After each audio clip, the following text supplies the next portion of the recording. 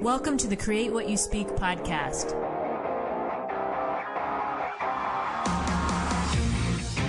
Join me as we have a real-life discussion on how to change your life by changing your thoughts. Remember, question everything, trust yourself, and find your truth.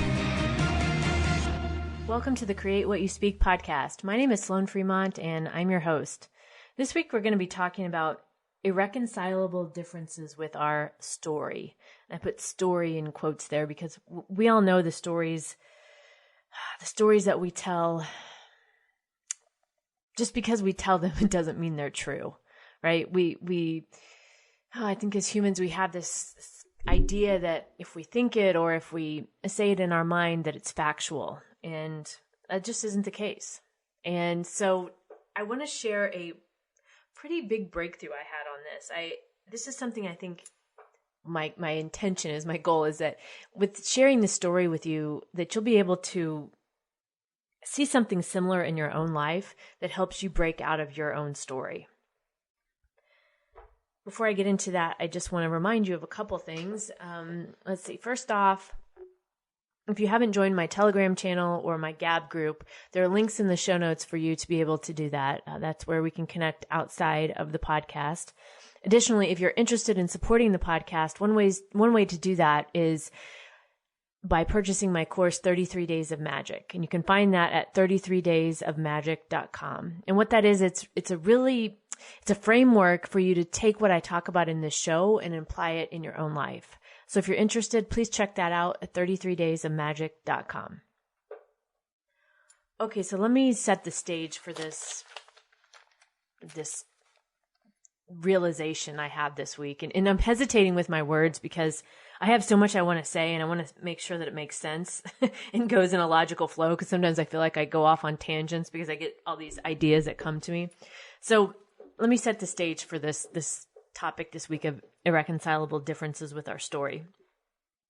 So I mentioned on the past couple of shows how I've been working through what I feel like pretty major, I would say, healing, right? Like really digging into the crap that I didn't want to look at over the years and the things that I put up walls about and the things that, honestly, I was sick of. I say a lot that I'm sick of myself on the topic, right? And so I was sick of myself to the point where I was ready to dig in on some of this stuff.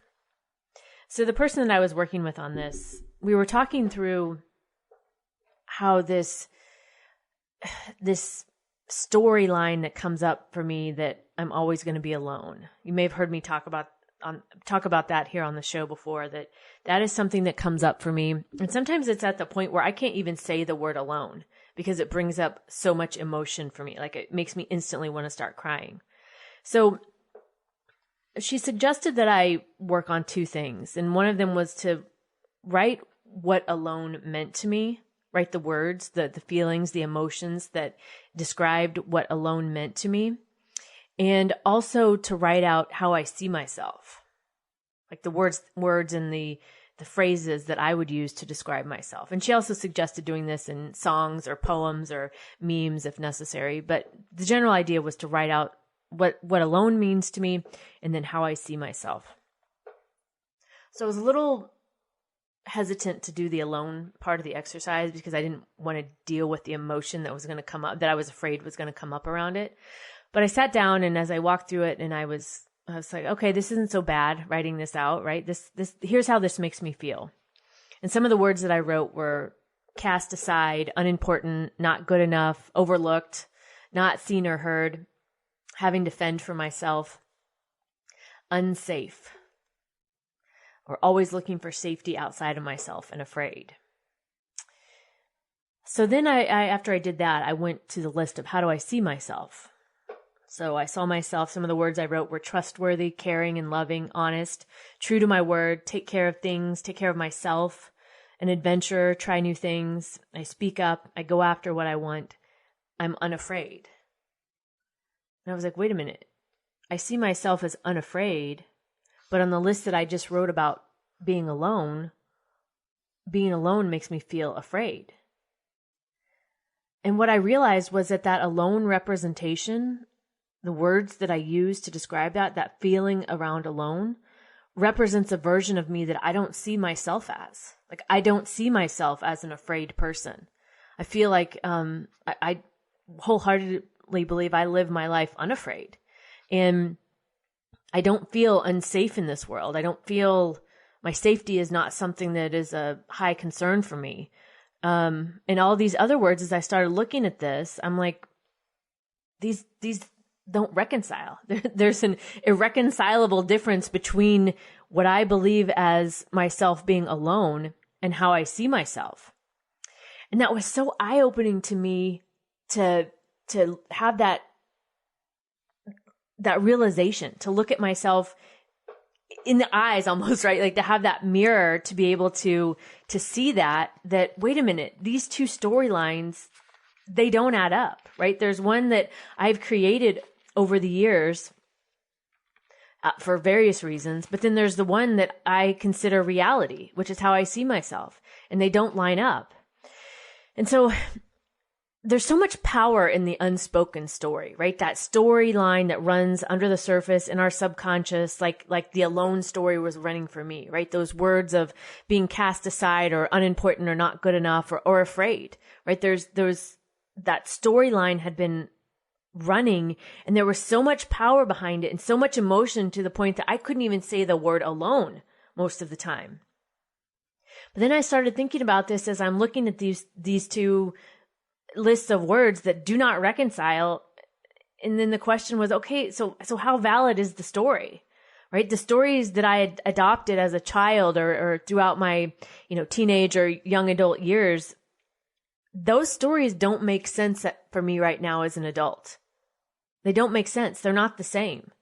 And so I get to rewrite these stories as an adult now, as the reality I see it as a reality that I want it to be. And so as we were talking about this a little bit more too, and it was really opening up my mind to seeing things differently here, there was another part of me that felt like, okay, so who am I if I don't have this story, right? This story that I'm alone, I'm always going to be alone, this unspoken story that's run on autopilot in the background in my subconscious for years and years and years. Okay, who am I if I don't have this story? And there was a little twinge of like, this is uncomfortable. Like you've used this story for so long. You've used this story as an excuse to yourself. You've used it as a excuse to others. You've used it as a explanation or a reason for why you behave in certain ways. It's almost like a crutch, right? It was something to fall back on or something to justify why I did or didn't do things. So that was uncomfortable to think about. And it was surprising that it was uncomfortable to think about, because I was like, but I don't want the story. But why do I want to hold on to the story? And in between that, there's like this space where it's like almost like trying to change but stay the same at this simultaneously. So there's exhaustion in that, right? Like wanting something different, but then wanting it to change, and the exhaustion of trying to get somewhere new, but then the exhaustion of wanting to keep yourself the same out of safety. And if we don't have the story anymore, the story like I had of the alone, okay, then who am I? What is my new story? But if we don't have a new story to fill that void, then it's really easy to go right back into the old way and keep telling the old story that we claim that we don't want. And to me, what I discovered about this was wanting a new story, but being afraid to have a new story.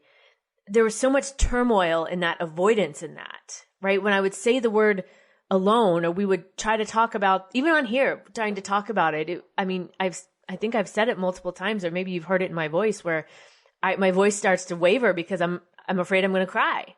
And there was so much energy put behind that, like this push-pull energy, that it was exhausting to keep doing that. It was exhausting to keep avoiding it, because it was like this emotional wall was put up that I was afraid to see what was on the other side.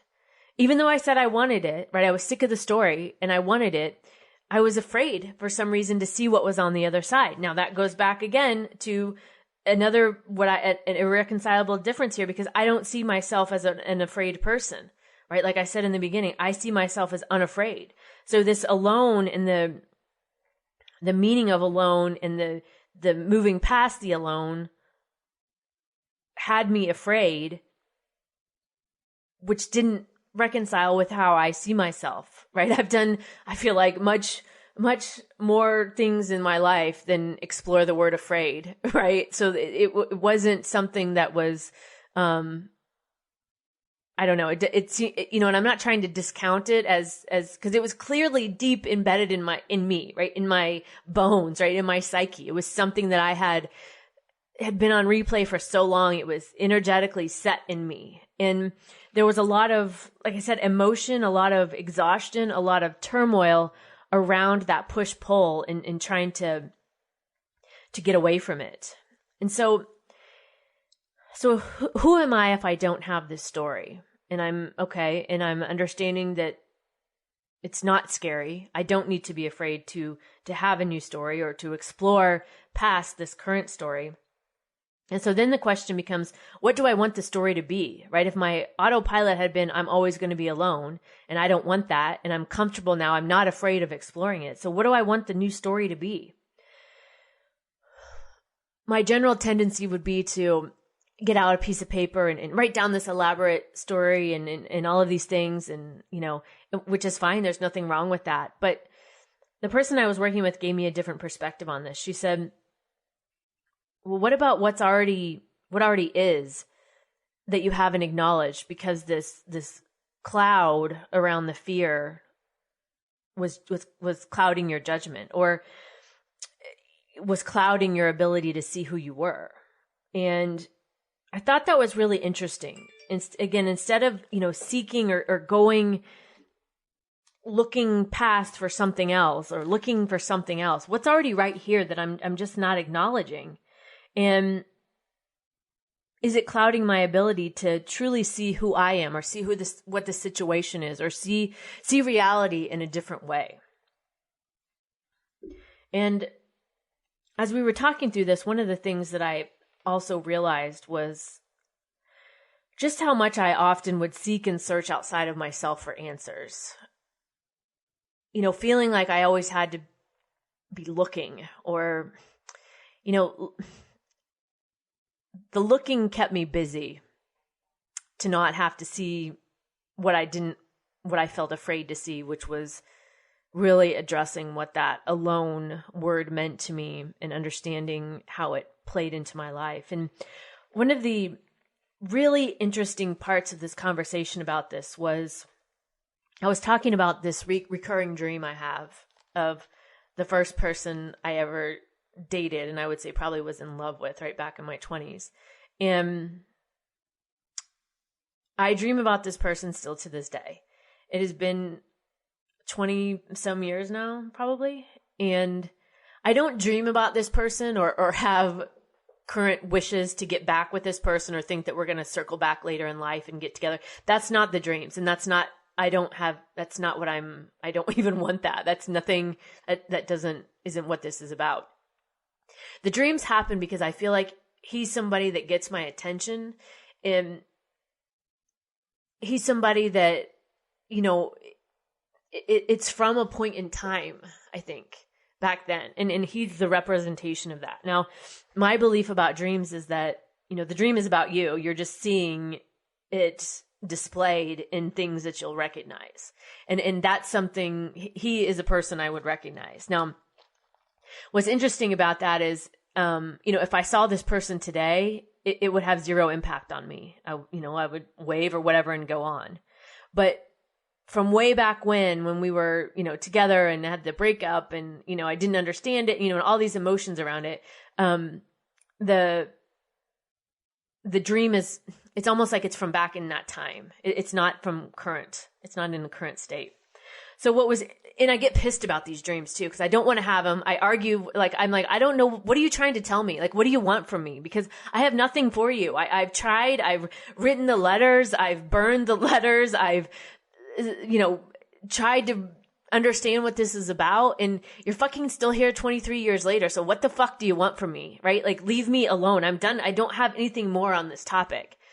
But what I found in these discussions was, and these dreams would also piss me off when I would wake up. Like, I'd be in a bad mood all day, or I'd be like out of sorts, or like irritated, or, whatever. It would really bother me and impact me. But what I found from these discussions was all of these feelings that I felt, that I wrote about what alone means to me: cast aside, unimportant, not good enough, overlooked. All of those feelings were what I had, were the feelings I had in those dreams.